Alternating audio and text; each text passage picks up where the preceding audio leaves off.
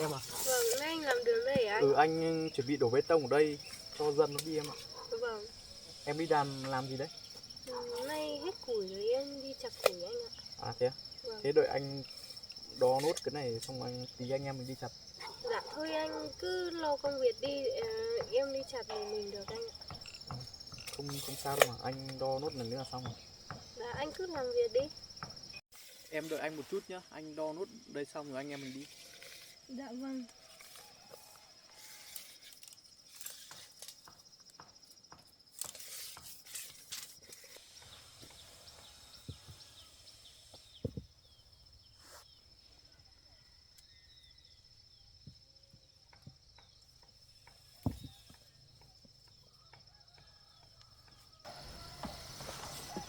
Em à, anh xong rồi anh em mình đi đi. Vâng, anh xong rồi anh. Vâng.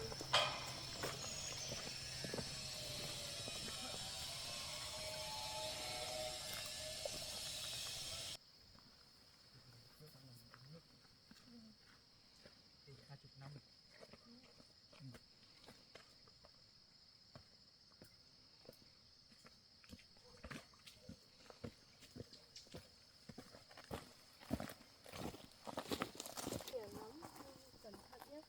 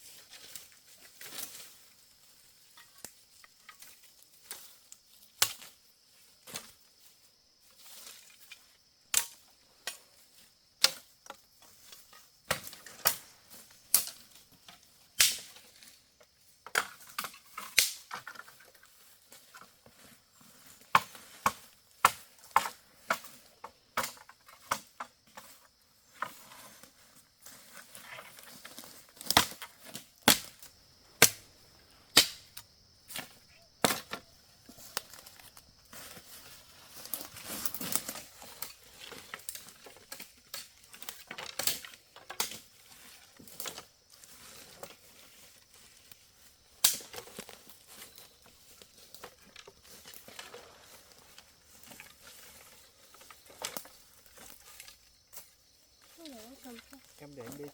Dạ.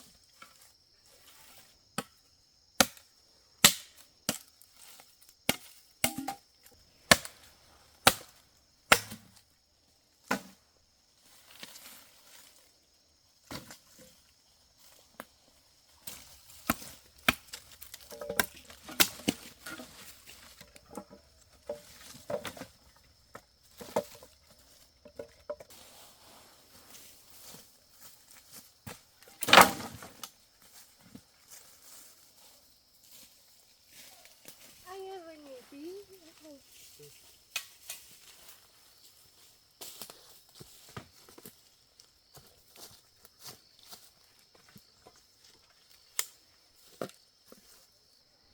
Em định lấy củi nhiều nhiều ấy, xong là mấy nữa em làm bánh đi bán anh ạ. Thế à? Vâng, mấy nữa mưa em mà không thu hoạch được là em sẽ làm bánh đi bán. Mấy nước mà làm thì bảo anh với nhá, anh đi bán cùng. Vâng. Đấy, anh Có quần may anh nhiều vẫn quá. còn nhiều. Chân anh có con kiến. Mùa này bắt đầu lạnh rồi nên là lấy củi nhiều nhiều để mình về mình đun mình sửa ấm. Dạ vâng. Áo anh lấy vắt củi giúp bản anh ạ. Không sao đâu, anh về anh giặt nó sạch.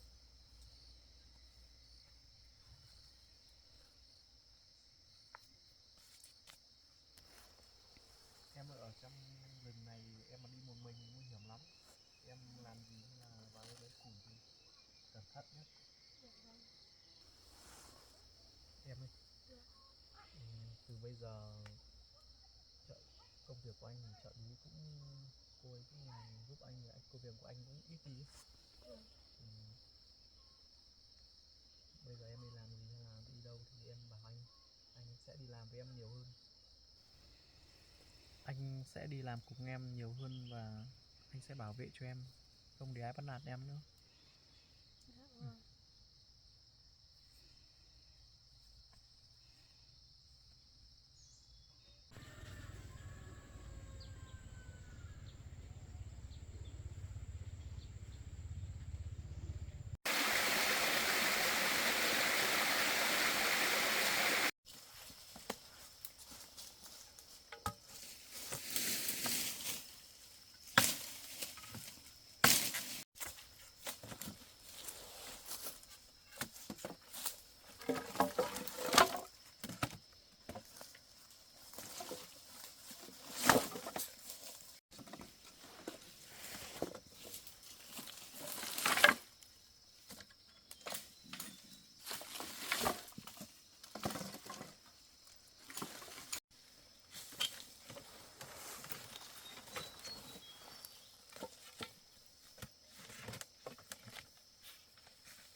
Trước ở đây á, chung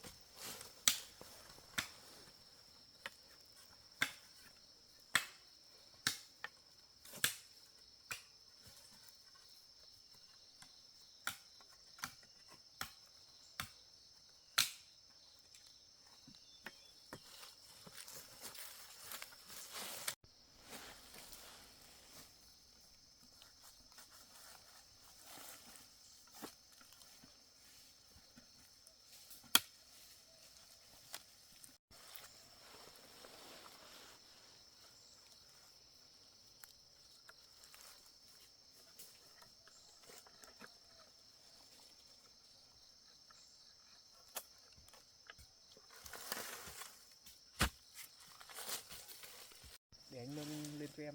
Dạ vâng.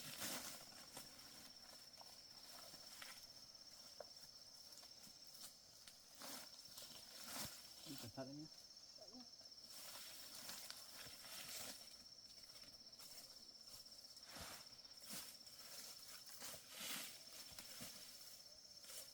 Của anh có nặng không? Không nặng đâu chị. Anh cẩn thận nhé.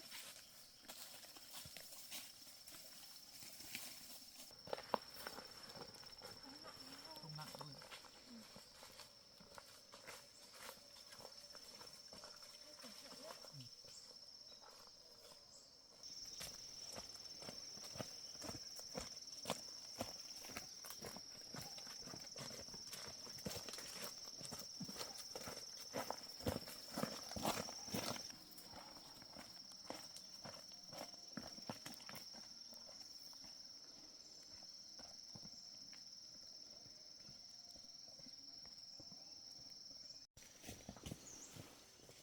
Anh cẩn thận nhé.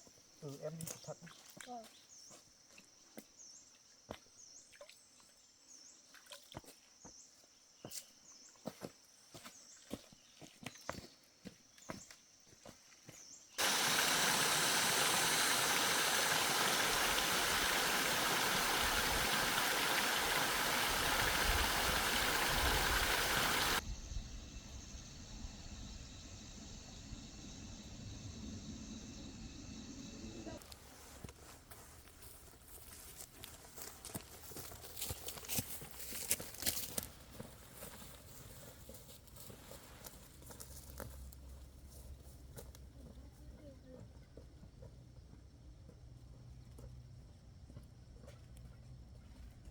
Anh để đi anh ạ.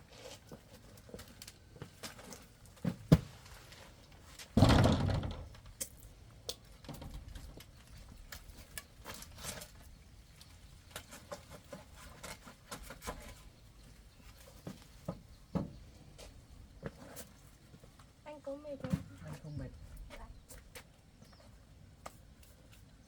Anh em vào rửa tay anh ạ.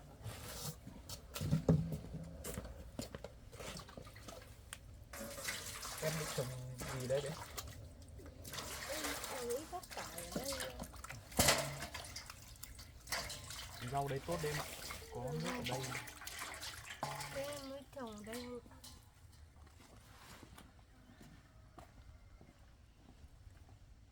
Ngồi nghỉ đi để em vào nấu cơm.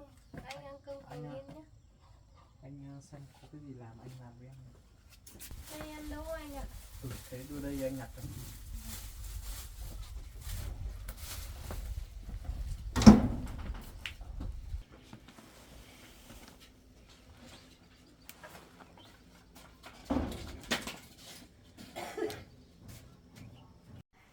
Em ơi, Dạ. đỗ này non quá em ạ. Nhìn ngon.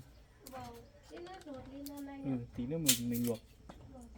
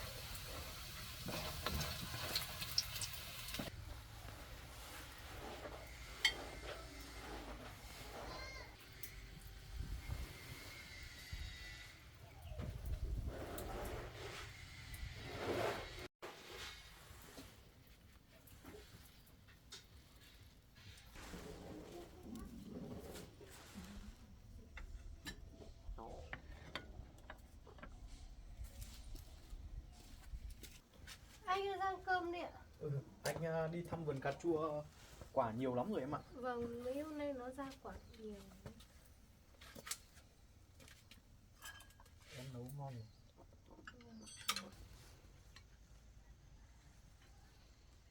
Em ăn cơm. Em ăn cơm. Em ăn nhiều mà. Anh cũng ăn đi.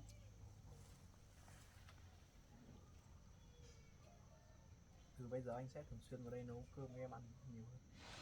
Vâng. Em ăn nhiều mà. Vâng. Anh cứ ăn đi. Ừ.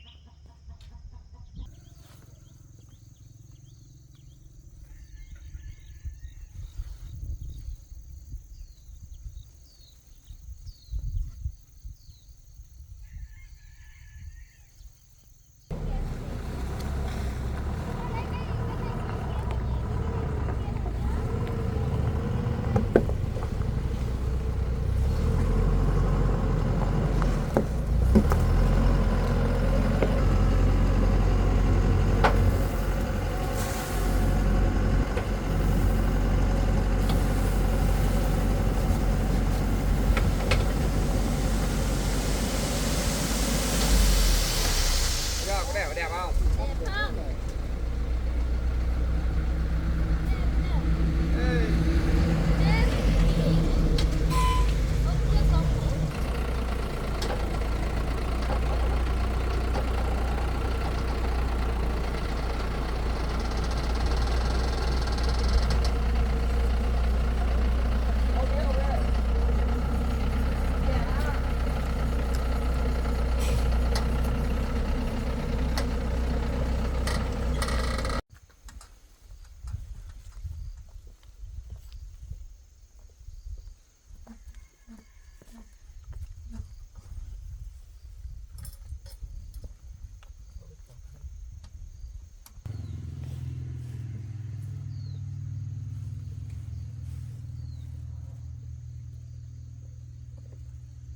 Thảo à?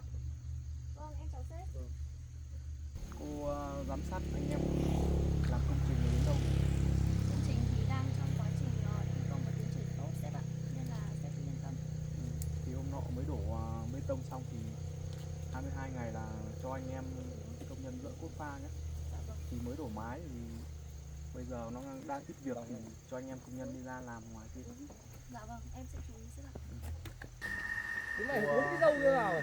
Sát sao trong Quặc công cái việc gì, để quặc đảm bảo cái dâu cái lên. an toàn cho Có anh em cất công dầu ở nhân. bên sợ. Đập cái dâu kìa. À chú ăn thằng ghé cho ăn em mới sang uống nước. Cô đi nhé, tôi đi kiểm tra công nhân làm. Bố mà tập ăn cái lết khó quá.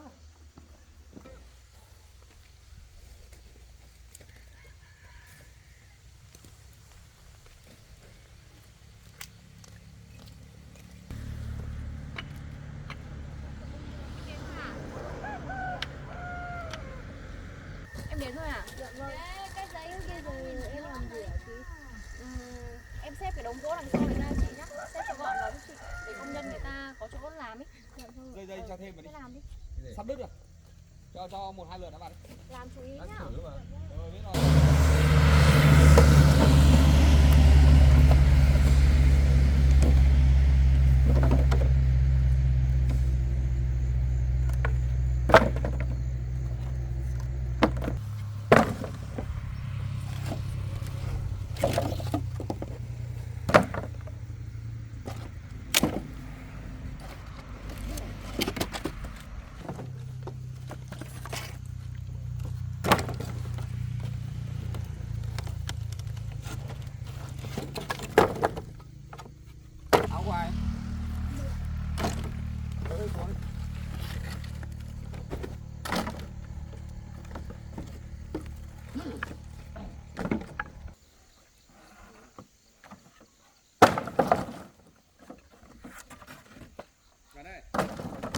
em ra em rút cái dây dù kia ta. Các bạn này.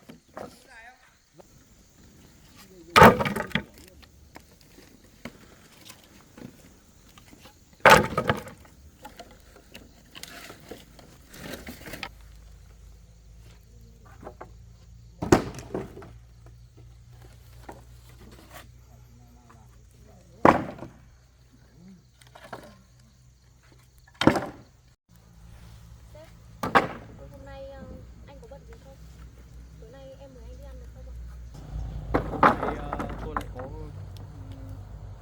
công việc ở ngoài nên là tôi không đi với cô được rồi. Chết quá. Vậy Để khi khác nhé. thế sếp bận rồi thì em hẹn sếp khi khác ạ. Em có làm sao không? Em dẫm vào đây em đi lấy thuốc. Thì em ơi, dẫm đinh sâu quá rồi. Dạ, nếu em không để ý thì ạ. Bắt mày ngồi cái bắt đi, tao đáp cho một lúc. Bắt rất nhanh nhanh này. Anh lấy tặng nó khó vào em nhé. Dạ vâng. Đấy cho xe dù lên nào.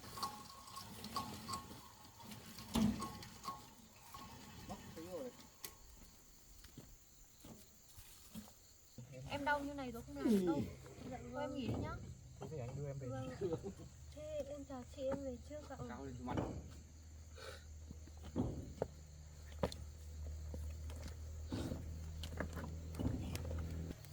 Anh nhặt đi.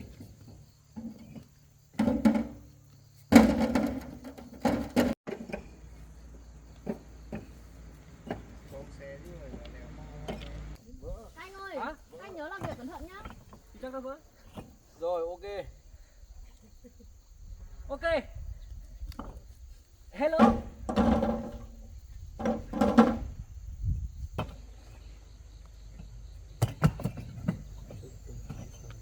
Cái này chắc được mà 100 viên không? Đấy được bao nhiêu? Mấy túi.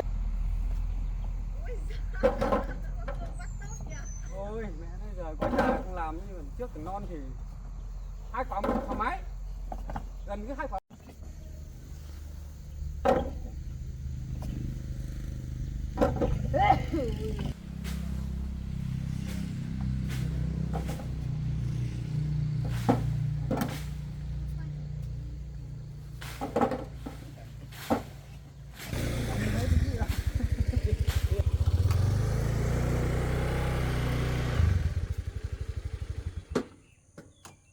Để anh đỡ em xuống nhé. Em cẩn thận. Anh tháo mũ cho em.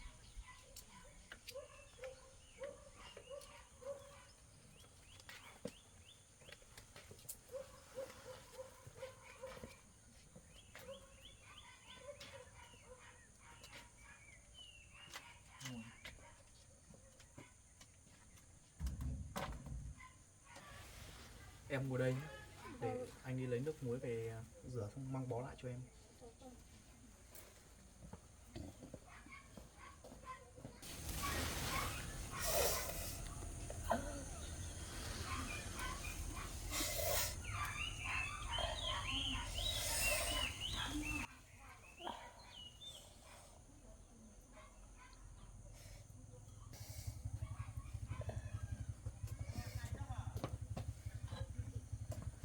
Em ổn chứ? Nó đau lắm anh. Anh mới pha nước muối rồi. Để anh rửa cho em. Đau.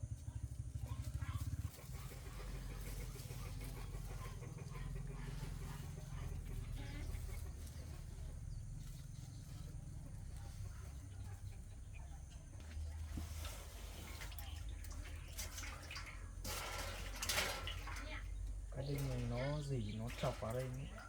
Chắc là chân em sẽ bị sưng một tí. Trước anh đi công trường em cũng bị. Nước muối này nó hơi sót, em chịu khó một tí. Dạ vâng.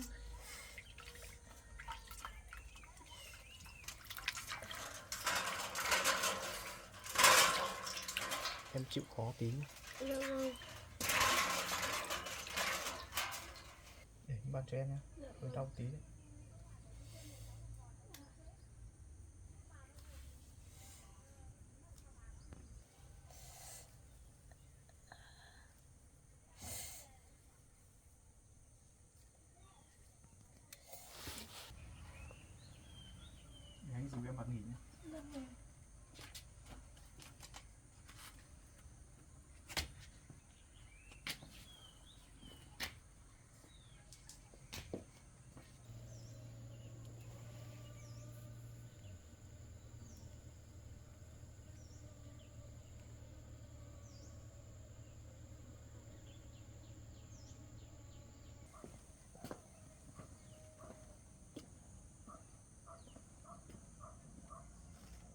mẹ. Hôm nay chắc là tối nay con không về được nhà đâu mẹ. Con hay đi công trường làm nên là Tử Tuệ bị đinh đâm chân, bị nhiễm trùng. Vâng. Con sợ cô ấy tầm nửa đêm cô ấy sốt ấy, nên là con ở lại chăm sóc cô ấy. Con không về, mẹ cứ đóng cửa với đóng cổng nhá. Vâng. Con chào mẹ. Vâng.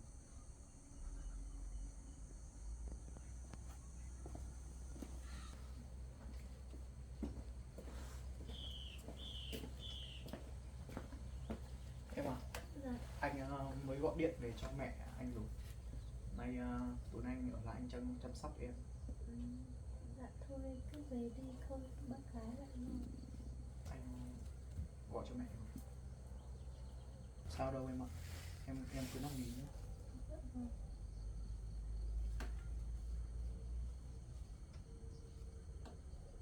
Em cột chứ. Ổn rồi. Nó chọc vào chân như này thì có khả năng là tối nay sẽ bị sốt. Dạ vâng.